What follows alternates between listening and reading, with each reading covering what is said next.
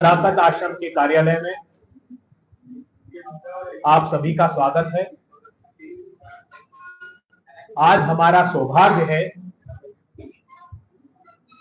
कि देश की एक ऐसी विभूति जिसने समाज के अंतिम पंक्ति में खड़े हुए लोगों की न्याय इतनी मुखरता से उठाई कि भारतीय जनता पार्टी की सत्ता उस आवाज की अनुगूंज से डरने लगी। भारतीय जनता पार्टी और जेडीयू की सरकार ने जो घनघोर अंधेरा फैलाया है समाज के अंतिम पंक्ति के लोगों के लिए, उसमें उम्मीद की सूर्य की एक किरण के रूप में जिग्नेश मेवानी जी हम लोगों के बीच हैं, जो गुजरात प्रांत के प्रदेश के कार्यकारी अध्यक्ष भी हैं और विधायक भी हैं। हमारे साथ बिहार कांग्रेस कमेटी के प्रभारी जो असीम संगठन क्षमता के धनी हैं, जिसकी मौन की क्रांति संगठन क्षमता की बिहार के चप्पे चप्पे में सुनाई दे रही है, कृष्णा अल्लावरू जी। हमारे सदन में कांग्रेस पार्टी और बिहार की आवाम की आवाज शकील साहब हमारे बीच हैं। दूसरे सदन के हमारे नेता, लेजिस्लेटिव काउंसिल के हमारे नेता मदन मोहन झा साहब हमारे बीच मौजूद हैं, पूर्व बिहार कांग्रेस कमेटी के अध्यक्ष हैं। अब मैं अनुरोध करता हूं कि बेहद संक्षिप्त में शकील साहब पहले अपना उद्बोधन दें, इसके बाद झा साहब दें, फिर कृष्णा अल्लावरू जी दें और फिर हमारे जिग्नेश मेवानी साहब देंगे। मैं विशेष आग्रह आपसे करना चाहता हूं क्योंकि ये हमारी चार्जशीट नंबर 3 है। जिस विषय पर हम पत्रकार वार्ता करें साथियों, उससे विषयांतर प्रश्नों का न हो तो हम आप लोगों के रेडी रहेंगे, क्योंकि उन्हीं विषयों के हम सिर्फ उत्तर दे पाएंगे। मैं अब आग्रह करता हूं शकील अहमद साहब से।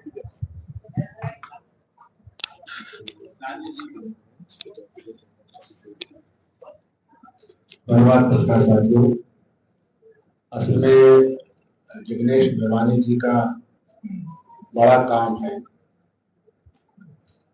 बिहार सरकार के कुछ टॉल क्लेम्स हैं जो हम लोग असेंबली में सुनते हैं। जब जातीय जनगणना हुई थी, हम सब लोगों के हर पार्टी की सर्वदलीय बैठक हुई। जातीय जनगणना जब हुई तो उसी समय हम लोगों ने भी कुछ प्रश्न भी उठाए थे और उसी के साथ जातीय जनगणना के साथ इकोनॉमिक एजेंडा भी जुड़ा रहता है कि जब आप इस बात की फहरिस्त बना लेते हैं कि अमूल जात इतने इतने परसेंटेज की है और उसमें जब हम इकोनॉमिक एजेंडा जोड़ते हैं तो हम ये भी कहते हैं कि इन तमाम पॉपुलेशन में कितने लोग ऐसे हैं जिनका के इकोनॉमिकली बहुत पीछे है, कमजोर है। तो उस जमाने में ये वादा किया गया कि 2 लाख रुपया 94 लाख जो आइडेंटिफाइड लोग बिहार के तौर पे बिहार में, उनको 2-2 लाख रुपए का प्रावधान किया जाएगा। हम आज तक इंतजार कर रहे हैं। हम लोगों ने इस बार भी असेंबली की बात उठाई, इसके पहले भी असेंबली हुई कि आखिर क्या वजह है कि गवर्नमेंट ऑफ इंडिया और गवर्नमेंट ऑफ बिहार, ये दोनों जो सरकारें हैं, ये वादों की सरकार क्यों होती है? कुछ तो करके दिखाई। बिहार के संदर्भ में आप सब लोगों को याद होगा कि माननीय प्रधानमंत्री ने उपहास उड़ाते हुए, मजाक उड़ाते हुए बिहार के बिहारियों का कि कितना पैसा दे दो, कितना दे दो, इतना दे दो, याद हो, चलो 1.25 लाख करोड़ दे। उस पैसे के बारे में जब हम लोगों ने जानकारी हासिल की तो लगभग उसका 60% पैसा की कटौती कर दी, क्योंकि इस स्कीम में ऑलरेडी दिया गया, इस स्कीम में दिया गया। इस बार भी जब विशेष राज्य के दर्जा को लेकर के जनता दल और भाजपा सरकार ने सर्वे करवाया और सिग्नेचर कैंपेन करवाया, विशेष राज्य का दर्जा लेके रहेंगे, विशेष राज्य का दर्जा नहीं मिला, उनके स्पेशल पैकेज। मुझे याद है असेंबली के अंदर स्पेशल पैकेज में कि स्पेशल पैकेज है, उसमें ये एग्जाम्पल के तौर पर बता देता हूं, इसका जवाब बिहार सरकार मुझे आज तक नहीं दे पाई है कि यहां था कि स्किल डेवलपमेंट में नौजवानों को हम जोड़ेंगे। स्किल डेवलपमेंट की एक यूनिवर्सिटी बनाई जाएगी जिसका के 1500 करोड़ रुपया आवंटित कर दिया गया। तो हमने जनता दल यूथ से और सरकार से पूछा, उसको लेकर के वॉकआउट भी हुआ था, इफ यू रिमेम्बर, कि आप हमको एक एग्जाम्पल दे दीजिए कि होता क्या है, जब पैसे का आवंटन होता है तो डिफरेंट मद में पैसा आवंटित होता है। तो ये उसी 100 लाख में, 1.25 लाख रुपए में था कि 1500 करोड़ रुपया देंगे। आज तक एक ईंट भी स्किल डेवलपमेंट की यूनिवर्सिटी बनाने की नहीं। तो हमने यही कहा कि आप झूठ की पराकाष्ठा पे क्यों जाते हैं? आपका पहला ही बजटिंग प्रोविजन जो है उसका काम हुआ नहीं। वही सूरत हाल लगातार ये 2 लाख रुपया, 94 लाख, और जाहिर सी बात है कि ये अंतिम पावदान पे जो हमारे जातीय जनगणना में आए, और अपने देश में स्थिति बहुत क्लियर है, जो क्लास में बड़ा है वो कास्ट में भी बड़ा है, जो क्लास में छोटा है वो कास्ट में भी छोटा है, क्योंकि जमीनें हिस्टोरिकली तो, और इसके लिए स्कीम भी बनाई गई बिहार में। श्री कृष्ण बाबू ने, जब हमारी सरकार थी तो उन्होंने लैंड रिफॉर्म किया।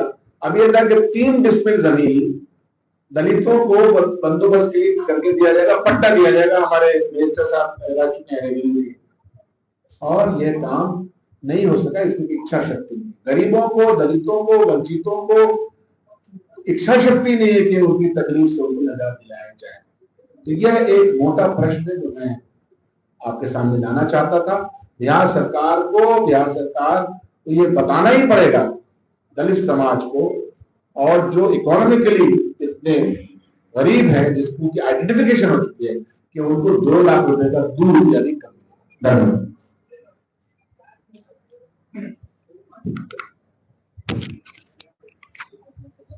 सम्मानित हमारे प्रभारी चेतना वरुण जी, हमारे बीच आए हुए जिलेश नरवानी जी, हमारे बीच हमारे खान साहब, हमारे बुजुर्ग जी राजेश राठौर जी, और सामने बैठे हुए हमारे मीडियाकर्मी, सभी बात को सचिव से आपने बताया है, और आपको खास करके जिलेश जी के बातों को सुनने के लिए आए हैं। हमारे प्रभारी भी यहाँ हैं, अभी हम लोग सभी इन्हीं के प्रांत से लौट करके आए हैं, जहाँ इन्होंने बिहार के लोगों की काफी भागीदारी की है। इसके लिए मैं धन्यवाद भी देता हूँ, और मैं बिना वक्त जाया किए हुए प्रभारी जी को बात दे रहा हूँ। धन्यवाद।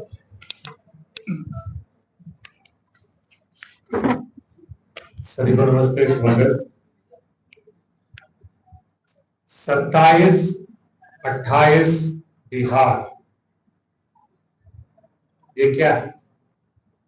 भारत में 28 बड़े प्रदेश, और विकास के पैमानों को अगर लेंगे तो बहुत सारे महत्वपूर्ण विकास के पैमाने पे बिहार सबसे नीचे 27वां या 28वां नंबर पे। तो मोदी जी और नीतीश जी ने मिलकर डबल इंजन सरकार चलाकर, डबल ताकत लगाकर, डबल तेजी से बिहार को 27-28 बिहार बनाने का काम, मतलब गरीबों के लोगों को गरीबी की तरफ धकेलने का काम डबल स्पीड से, डबल मजबूती से, डबल दिमाग लगाकर किया। जब कुछ दिनों के लिए हमारी सरकार थी तो हमने गरीबों के लिए योजना लेके आए। वो योजना ये थी कि जिनकी आमदनी 6,000 रुपये से कम है प्रति माह, उनके लिए सरकार 2 लाख लोन के माध्यम से नहीं, सब्सिडी की तरह छोटे लघु उद्योग शुरू करने के लिए देगी। और ये स्कीम बिहार के लगभग 94 लाख परिवारों को मदद कर, मतलब लगभग 1 करोड़ परिवारों को गरीबी से उठाने का काम कर। जैसे ही नीतीश जी ने पलटी मारी और मोदी जी के साथ जाके गले मिल गए, गरीबों के बारे में भूल गए, स्कीम के बारे में भूल गए।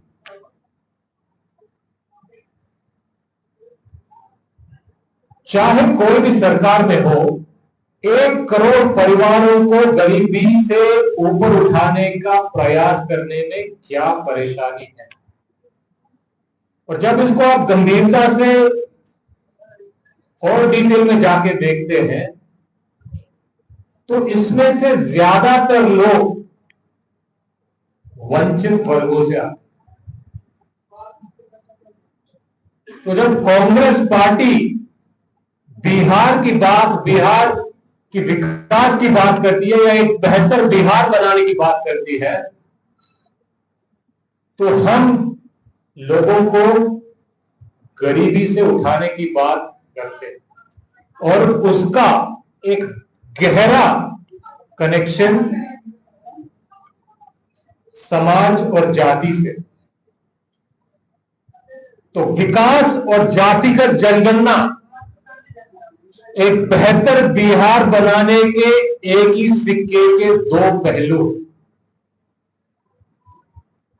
और दोनों तरफ से बिहार की सरकार ने बिहार की जनता के आंखों में धूल झोंकने का काम किया। तो सवाल यह है कि बिहार की जनता को 27-28 बिहार चाहिए या बेहतर बिहार चाहिए।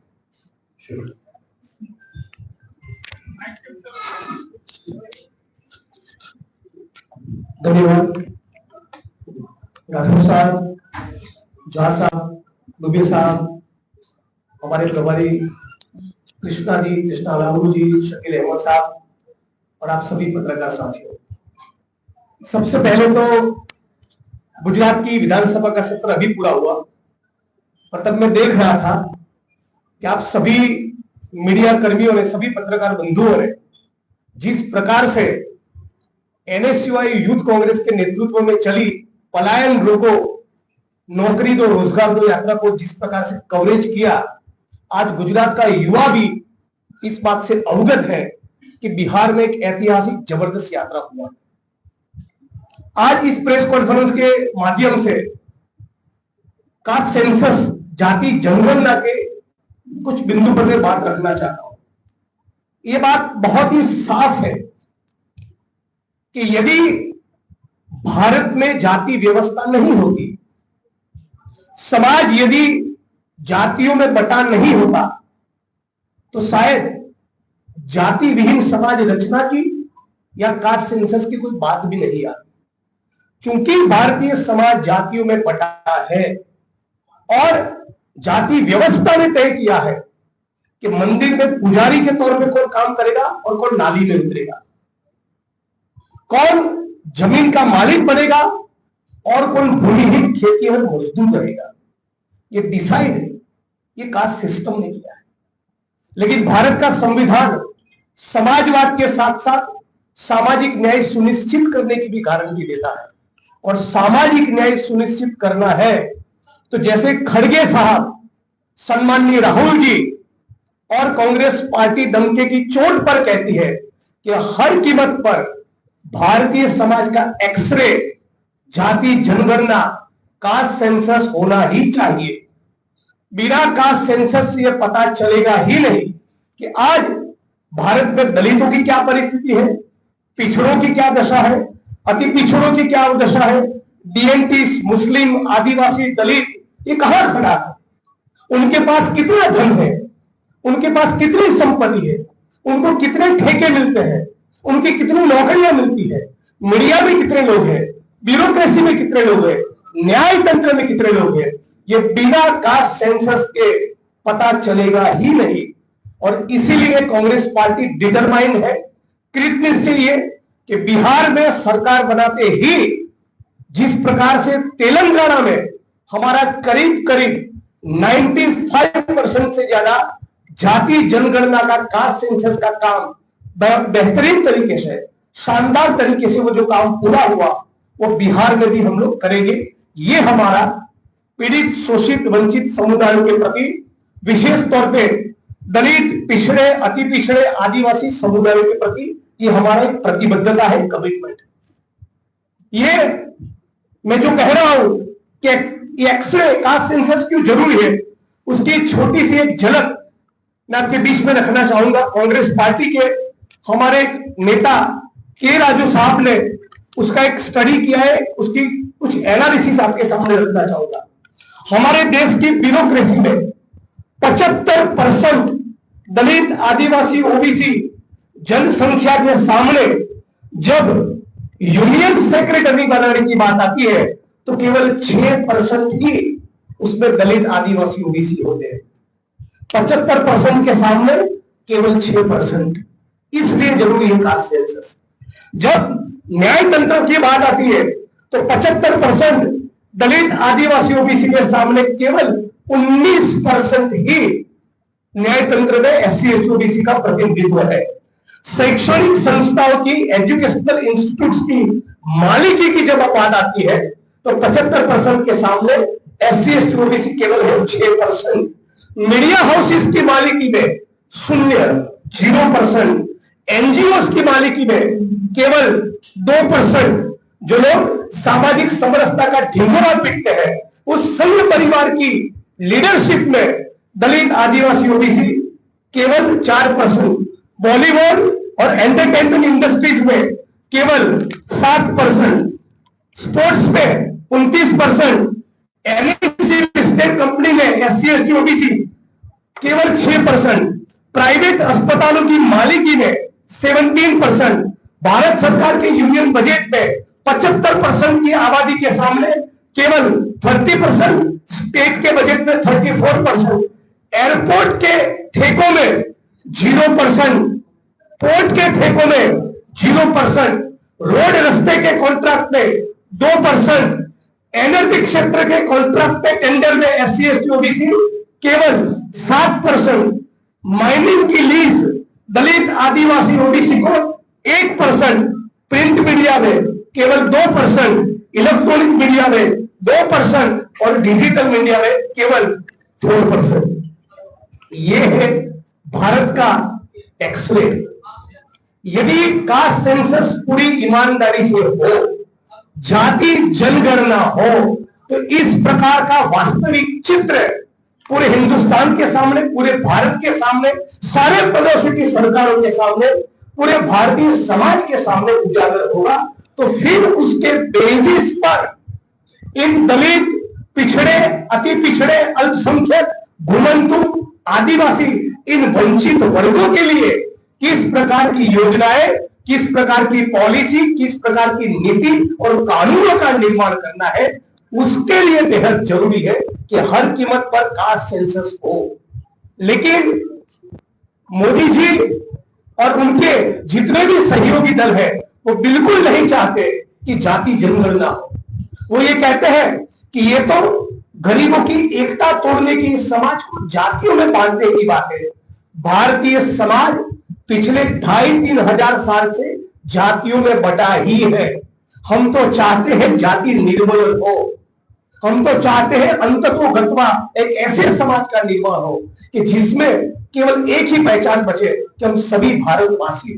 लेकिन वो लक्ष्य की प्राप्ति के पहले पता तो चले क्या पिछड़ा कहां पर है, अति पिछड़ा कहां पर है, आदिवासी कहां खड़ा है, दलित कहां खड़ा है, कितने संसाधन, कितनी धन दौलत, कितनी संपत्ति और कितना बजट किसको मिलता है।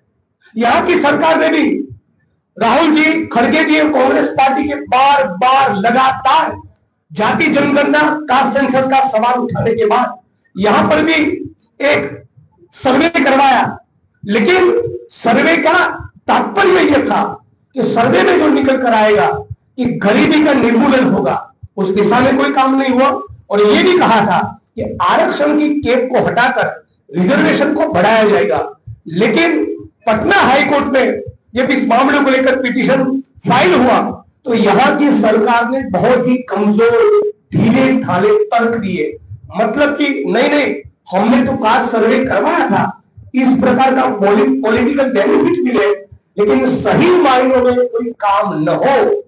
और भारत के संविधान की जो प्रस्तावना में लिखा है कि सामाजिक न्याय को सुनिश्चित करना है, तो यदि सामाजिक न्याय सुनिश्चित करना चाहते थे, यदि आप गरीबी निर्मूलन करना चाहते थे, यदि आप आरक्षण की कैप हटाना चाहते थे, तो 9th शेड्यूल में आपको डलवाना था।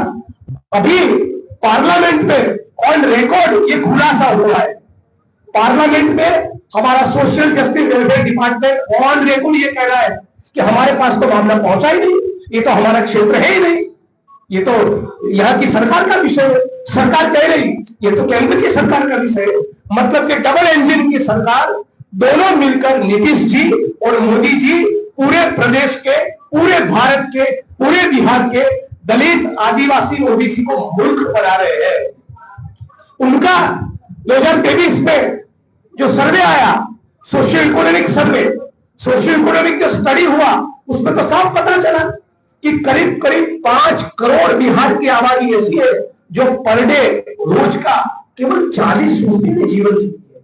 ये कैसे जीवन जीते हो? वो अपने बच्चे को, घर परिवार को कैसे गुजारा करते हो? 100 में से 45-50 बच्चे जिस प्रदेश में कुपोषित हो, उस प्रदेश का यदि बाप केवल दिन का 40 रुपया कमा रहा है, 4 करोड़ के करीब ऐसी आबादी है तो पर डे केवल 67 रुपये कमा रहे हैं। मतलब कि बिहार की 13 करोड़ आबादी में से 9-10 करोड़ लोग 2 वक्त की रोटी उनको नसीब नहीं, और उसी के कारण उनको हमारे गुजरात में, केरला में, कर्नाटका में मजदूरी करने के लिए पलायन करना पड़ता है। और इसलिए इस प्रेस कॉन्फ्रेंस के माध्यम से न केवल हम इस सरकार को एक्सपोज करते हैं, हम मांग करते हैं कि बिहार की ये सरकार भी अपना रुख स्पष्ट करे, अपनी पोजीशन क्लियर करे कि कास्ट सेंसस के मामले में उनकी क्या राय है, क्यों ये खुलकर अपनी पोजीशन नहीं लेते, और यदि मोदी जी इस मामले पर खामोश है तो नीतीश जी को भी उनको सवाल पूछना चाहिए। यहाँ मैं एयरपोर्ट से भी इस प्रेस कॉन्फ्रेंस के लिए आ रहा था, तो रास्ते में बहुत से बड़े होर्डिंग देखे, भीम संवाद, क्या है यहाँ दलितों की परिस्थिति, कितनी जमीनों का आवंटन किया। नीतीश जी 20 साल से सीएम है, क्या वो 20 गांव का नाम दे सकते जहां पर उन्होंने माथे मेला धोने की प्रथा को खत्म किया हो? क्या वो 20 गांव का नाम दे सकते हैं जहां पर उन्होंने छुआछूत को खत्म किया हो? क्या पटना में सफाई कर्मी नाली साफ करते वक्त आज भी 300-400 रुपए के लिए गटर में उतरकर मरने के लिए मजबूर नहीं है? क्या हिंदुस्तान में रोबोट्स और दूसरे इक्विपमेंट इन्वेंट नहीं हुए कि किसी भी सफाई कर्मी को गटर में उतरकर मरना न पड़े? लेकिन ये सुनिश्चित नहीं करना चाहते। उनकी सोच वही है जो भारत के प्रधानमंत्री की है। भारत के प्रधानमंत्री जब गुजरात के मुख्यमंत्री थे तब कर्मयोगी नाम की किताब लिखी, और उस किताब में लिखा कि सफाई कर्मियों को सफाई काम करने में आध्यात्मिकता का आनंद मिलता है। ये उनकी सोच है, और इसीलिए मैं मांग करता हूं कि भीम संवाद करना है तो सही मायनों में जो मुसलमान समाज है, जो वाल्मीकि समाज है, इनके बीच जाइए, इनको जीवन को देखिए। आज ज्यादातर बिहार का दलित, आदिवासी, ओबीसी आउटसोर्सिंग और कॉन्ट्रैक्ट सिस्टम का शिकार है, उनको न्यूनतम वेतन भी नसीब नहीं है। आज दलित, आदिवासी, ओबीसी समाज का एक बहुत बड़ा तबका बेरोजगार है, उसको पलायन करना पड़ रहा है। आज मैं मांग करता हूं कि बिहार में, बिहार की सरकार यह आंकड़ा पब्लिक करे, पब्लिक डोमेन में रखे कि कितनी जमीनों का आवंटन हुआ।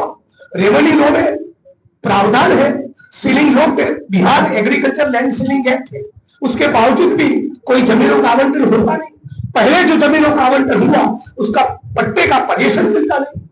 तो आप न आर्थिक तरक्की के लिए कुछ करते हैं दलित, आदिवासी, ओबीसी के, न जाति निर्मूलन, न सामाजिक न्याय के लिए, न कास्ट सेंसस के लिए। और इसलिए इस प्रेस कॉन्फ्रेंस के माध्यम से मैं पूरे प्रदेश के ओबीसी समुदाय को, घुमंतु समुदाय को, आदिवासी, दलित, मुस्लिम सभी समुदाय को अपील करता हूं। मैंने गुजरात में भाजपा की सरकार को, आरएसएस को बड़े करीब से देखा है। ये लोग केवल प्रतिक्रांति कर रहे हैं। भारत के संविधान, बाबा साहब अंबेडकर और कांग्रेस पार्टी की नीतियों के कारण पिछले 60-70 साल में जितना भी काम दलित आदिवासियों का हुआ, उन सभी कामों को वो लोग उल्टा करना चाहते हैं। आज पटना हो, अहमदाबाद हो, दिल्ली हो, बंबई हो, जो भी दलित आदिवासी ओबीसी 3 BHK के फ्लैट पर रहते हैं, ONGC, IOC, BSNL, रेलवे की नौकरी की, टीचर, पटवारी या एसओचओ बने, वो आरक्षण के कारण, वो संविधान के कारण, कांग्रेस की नीतियों के कारण। लेकिन अभी कोई नई सरकारी नौकरी में भर्ती ही नहीं, सारी सरकारी स्कूलें बंद कर रहे हैं। 55 लाख दलित और आदिवासी स्टूडेंट की स्कॉलरशिप मोदी जी की सरकार ने 3 साल तक ब्लॉक करके रखी। आदिवासी दलित समाज की पोस्ट मैट्रिक स्कॉलरशिप को बंद करके रखी है। लेटरल एंट्री लेकर आए। महंगाई उतनी है कि दलित आदिवासी ओबीसी अपने बच्चों को प्राइवेट स्कूल में भर्ती कर सकता नहीं। सरकारी स्कूल आप बंद कर रहे हैं, स्कॉलरशिप आप देना चाहते नहीं, नई सरकारी नौकरी में भर्ती नहीं। साल में बीच में कभी कोई नौकरी का अनाउंसमेंट हुआ तो एग्जाम्स का पेपर लीक हो रहा है। तो दलित आदिवासी ओबीसी समुदाय के लिए इस सरकार के शासन में, चाहे बिहार हो या मोदी जी की सरकार हो, कोई फ्यूचर नहीं। ये क्रांति नहीं, ये प्रतिक्रांति का दौर चल रहा है। और इसीलिए मैं कह रहा हूं, ये सरकार मनुवादी है, जातिवादी है, दलित आदिवासी ओबीसी विरोधी है। प्रदेश के एक भी दलित आदिवासी और ओबीसी समुदाय का वोट किसी कीमत पर नीतीश को, उनके सहयोगी को नहीं मिलना चाहिए। वो केवल और केवल कांग्रेस पार्टी को मिलना चाहिए। ये बात आपके बीच में रखना चाहता था। और आखिर में ये भी कहूंगा, पिछले कुछ दिनों अमित शाह ने पार्लियामेंट में कहा कि अंबेडकर अंबेडकर अंबेडकर करना फैशन बन गया है। पूरे भारत के, पूरे बिहार के ओबीसी, मुस्लिम, आदिवासी और दलित समुदाय की ओर से कहना चाहूंगा कि अंबेडकर अंबेडकर करना हमारा फैशन नहीं, वो हमारा पैशन है और पूरा जीवन बोलेंगे। हम भारत के संविधान में मानते हैं, इसलिए अंबेडकर का नाम लेते हैं। आप मनुस्मृति में मानते हो, आपको जिसका नाम लेना हो आप दे सकते हैं। जब तक छुआछूत खत्म न हो, एक भी दलित का सफाई काम में गटर में उतरकर मरना बंद न हो, मेले उठाने की प्रथा खत्म न हो, तब तक सामाजिक न्याय की लड़ाई हमारी जारी रहेगी। धन्यवाद। पलायन को नौकरी को यात्रा हुआ, उसके बाद प्रशासन ने 41 कार्यकर्ताओं के केस दर्ज किया। दमनकारी सरकार है, फासिस्ट सरकार है। मेरे ट्वीट करने पर मुझे आसाम की जेल में डाला था। मेरे बगल में जब मैं उनकी गिरफ्तारी में उनके लॉकअप में था, तब महिला पुलिस को बिठाकर उसके साथ बदसलूकी का फर्जी केस किया। उनसे क्या उम्मीद है? जबकि उनको तो संवेदनापूर्ण ढंग से ये सुनना चाहिए कि NSUI यूथ कांग्रेस और बिहार के युवा इतना जो पूरा बिहार घूमकर आए, जो उन्होंने बिहार का नजारा देखा, पीड़ित शोषित वंचित जनता की कहानियां सुनी, उनकी बात सुनी, उनकी तकलीफें सुनी, रोजगार का सवाल क्या है, संवाद करने के बजाय लाठी बरसाई, मुकदमे किए। ये तो शर्म की बात है। एक सवाल रहेगा, आप रोजगार की बात करते हैं, पलायन की बात करते हैं, लेकिन जनसंख्या नियंत्रण पे कांग्रेस क्यों कुछ नहीं? थोड़ा सा मुद्दा समझिए। मुद्दा यह है कि बिहार आज वेंटिलेटर पे क्यों, और उसको आर्थिक, सामाजिक, राजनीतिक वेंटिलेटर से निकालने के लिए जो भी उठाने के लिए बिल्कुल तैयार। अब इससे पहले सवाल ये था कि पलायन रोको और नौकरी दो की आवाज उठाने के लिए एक दिन में 41 लोगों पर FIR किया। ठीक है, आपने किया।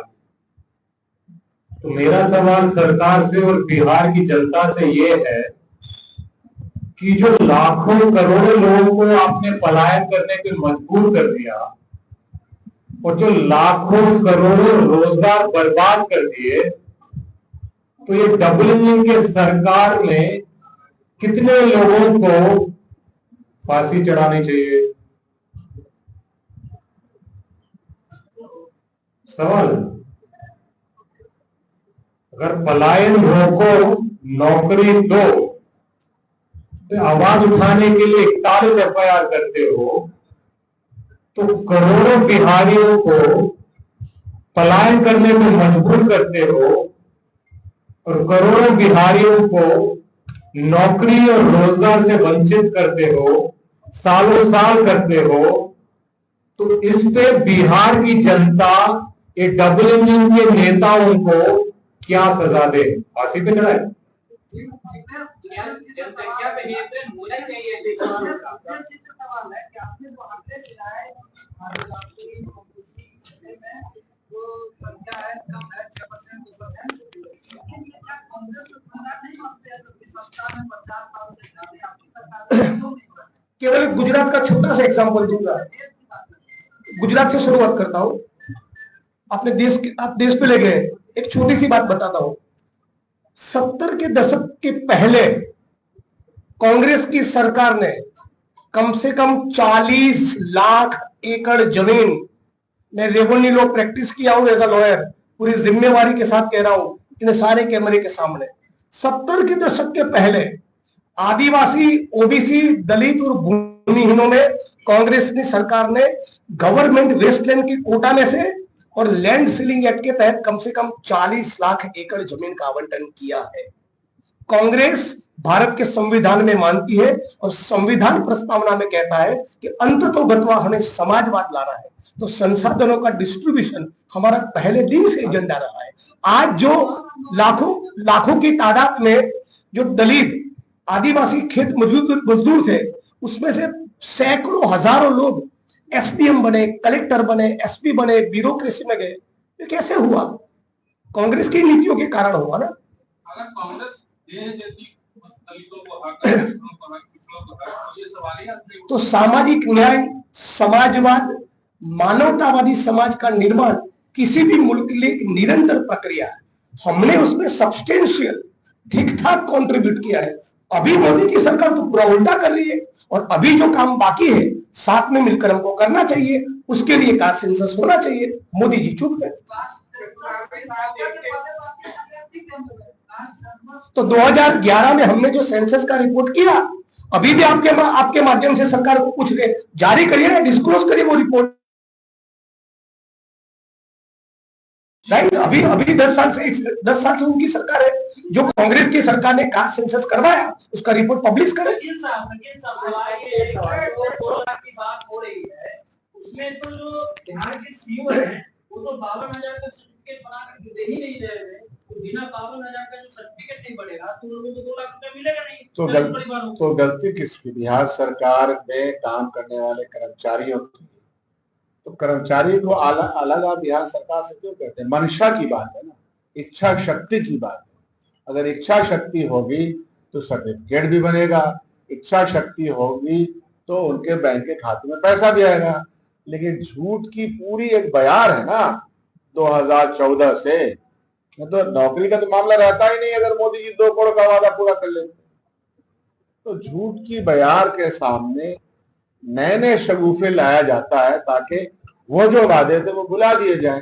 एक जी अच्छा, तो कोई संवाद करे भाई, मान लो कोई संवाद करे, धरती पर जो नजर आएगा उसी की बात करेंगे ना। रहा सवाल इसी प्रदेश में लंबे समय तक श्री कृष्ण बाबू यहाँ के चीफ मिनिस्टर हैं। उनके जमाने में बड़े बड़े जमींदारों से जमीनें लेकर के गरीबों में बांटने का रिकॉर्ड तो कांग्रेस के ही काल में है ना। ये तो कोई हम लोग अपने बड़ों से पूछ लें कि किनके जमाने में हुआ। विनोबा भावे का भी कार्यक्रम जो कांग्रेस के साथ जुड़े हुए थे, उनका कार्यक्रम जमीन के आवंटन को गरीबों तक पहुंचे। बड़े बड़े जमींदार बिहार में थे। तो शुरुआत तो श्री कृष्ण बाबू ने की। तो जो कांग्रेस का जब आता है मामला तो इंसाफ पसंदाना रवैया अख्तियार करता है। इनके जो हालात है उसमें कोई इंसाफ की बात है नहीं, झूठ, परपंच और नए शगुफे की बात है। सवाल ये आप लोग चुनाव आते हैं, दलित की बात करने लगते हैं। अरे चुनाव आते ही आप लोग आपकी पार्टी के अध्यक्ष बदल के उससे पहले लगातार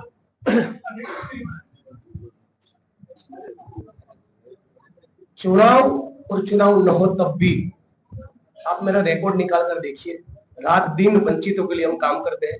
कांग्रेस पार्टी की भी यही कमिटमेंट है।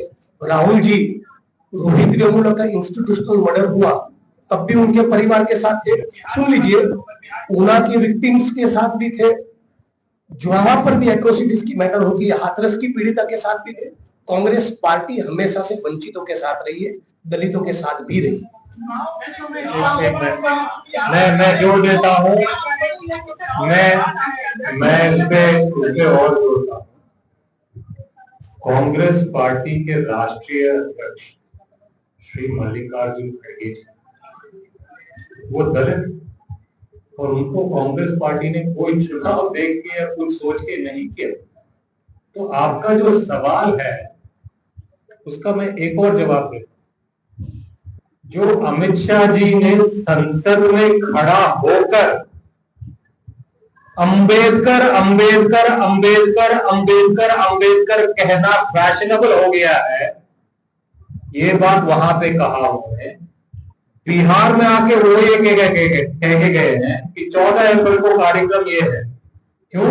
क्योंकि वहां अंबेडकर जयंती मनाने वाले हैं और हर किसी को, हर बीजेपी नेताओं को अंबेडकर जी के सम्मान में अंबेडकर जयंती मनाना चाहिए। और अमित शाह जी, बिहार में चुनाव है इसलिए सडनली अंबेडकर अंबेडकर अंबेडकर जी का फैशन छोड़कर जब गा रहे हैं। तो सवाल जिससे पूछना चाहिए, ये सवाल आप उनसे पूछिए, क्योंकि हमारी नीति सिर्फ अभी नहीं, चुनाव से पहले नहीं, इंदिरा गांधी जी के समय से, नेहरू जी के समय से, गांधी जी के समय से कंसिस्टेंट रही इस मामले में। धन्यवाद। शुक्रिया।